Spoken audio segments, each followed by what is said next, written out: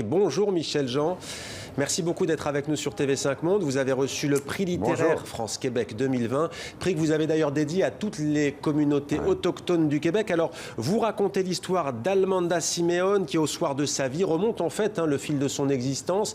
Quelle était son enfance d'abord pour commencer? Comment a-t-elle grandi? Elle est née blanche, donc elle est née dans une communauté blanche et non pas autochtone. À 15 ans, elle a croisé le chemin de Thomas Siméon, qui est mon arrière-grand-père, qui lui est un Innu, qui ne parlait pas le français. Ils sont tombés en amour, ça a été un coup de foudre, et ils se sont mariés. Elle l'a suivi, elle a adopté le mode de vie des Autochtones. Elle a élevé sa famille dans le bois, dans une tente. Elle a appris la langue, et elle est devenue une Innu par la suite. Et je me sers vraiment dans le livre de l'histoire d'Almanda et de Thomas pour raconter, oui, dans un premier temps, le mode de vie des Inuits et des Autochtones au Canada, mais aussi comment s'est fait la sédentarisation forcée et les impacts par la suite de l'industrialisation sur les communautés autochtones. Alors, avant de tomber amoureuse de votre arrière-grand-père, c'était une orpheline. Elle est élevée par un couple de modestes fermiers qui la destinent plutôt aux travaux des champs. Vous dites, cette rencontre amoureuse va tout faire basculer. Elle quitte les siens, elle rejoint ce clan Atouk Siméon, mais elle a appris la langue, vous le dites, mais comment elle fait pour s'intégrer ? C'est une partie de l'histoire magique d'Almanda Siméon. Elle est acceptée et ça montre une chose, c'est que chez les Autochtones, à cette époque-là, il y avait la capacité d'accueillir les gens qui venaient de l'extérieur. Elle a été accueillie dans le clan Siméon, Atouk, comme on s'appelait avant l'arrivée des prêtres blancs qui ont baptisé et qui ont converti les Inuits. Et ça a été très long à apprendre la langue. C'est difficile d'apprendre l'Inuaimun. C'est une langue qui est très différente du français, par exemple. Mais elle l'a appris et de toute façon, elle n'avait pas le choix. Elle était dans le bois. C'est une existence où on passe 10 mois par année dans le territoire de chasse. Chez nous, c'était les Passes dangereuses. On est au nord du lac Saint-Jean, près du lac Péribonka. Au printemps, on redescend sur les rives du lac Saint-Jean, qu'on appelait nous, Pequakami.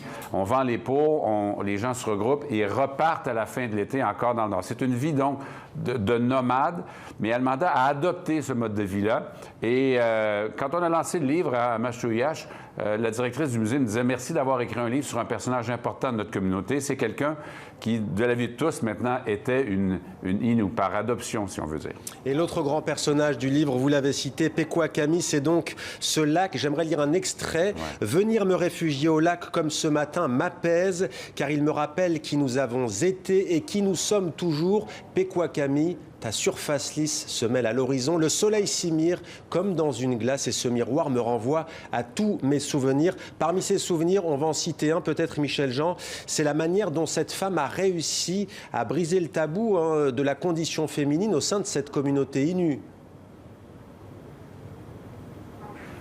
Oui, parce que Almanda, elle avait un sacré caractère, si je pourrais dire. Et dans la tradition, quand on s'établissait le campement pour l'hiver, on établissait le campement pour l'hiver. Les femmes s'occupaient du campement, s'occupaient des enfants, faisaient la petite chasse, c'est-à-dire le petit gibier, les collets, tout ça. Et les hommes allaient chasser plus loin en territoire, le caribou, l'orignal et tout ça. Mais Almanda, elle refusait de rester derrière. Elle était une relation fusionnelle avec Thomas. Et donc, elle le suivait, elle allait avec lui donc dans ses expéditions, en portage, etc.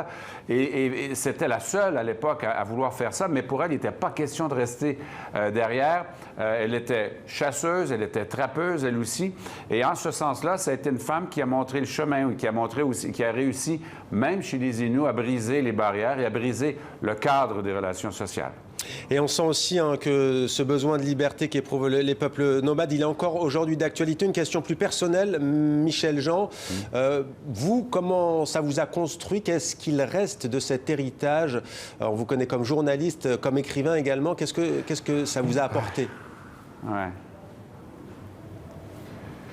Moi, ma famille, on a été élevés à l'extérieur de la communauté. On n'a pas appris la langue parce que c'est le cas de beaucoup des générations aujourd'hui d'Autochtones et c'est une blessure de plus, c'est une perte avec laquelle il faut vivre. Je me suis longtemps posé la question, quelle est la part d'Indien en moi? Quelle est la part d'Autochtone? Au décès de ma grand-mère, la cousine de ma mère est venue me voir. Elle me connaissait de la TV, on ne s'était jamais rencontrés. Elle m'a dit, Michel a dit, l'Indien, tu l'as en toi. Moi, j'ai dit, c'est joli, mais qu'est-ce que tu veux dire, Jeannette? Elle dit, je te vois ça dans des situations où les gens sont excités, énervés autour de toi. Et dans notre travail de journaliste, bien sûr, ça arrive. Elle dit, toi, tu es toujours calme. Ça, c'est indien. Ça m'a frappé parce que oui, je suis comme ça, mais j'ai toujours pensé que c'était un trait de caractère. Et là, elle me disait, c'est un trait culturel en réalité. Et j'ai commencé une démarche personnelle, me rapprocher avec les gens de ma communauté depuis une quinzaine d'années maintenant. Ce qui reste de tout ça aussi, c'est une question d'identité, c'est le sentiment d'appartenir à quelque chose, d'appartenir à une communauté, à un territoire, à une société aussi, qui même si on la voit moins maintenant, est toujours là. Et c'est une des raisons pour lesquelles j'écris, parce que nos histoires, elles ne sont nulle part. Elles n'existent pas dans les livres d'histoire, on ne les voit pas à la TV, dans les livres. Et si nous ne racontons pas nos histoires, qui va le faire à notre place? Alors, merci. Je me suis donné le but de raconter ces histoires-là, et c'est ce que je tente de faire le plus. Voilà. Merci beaucoup.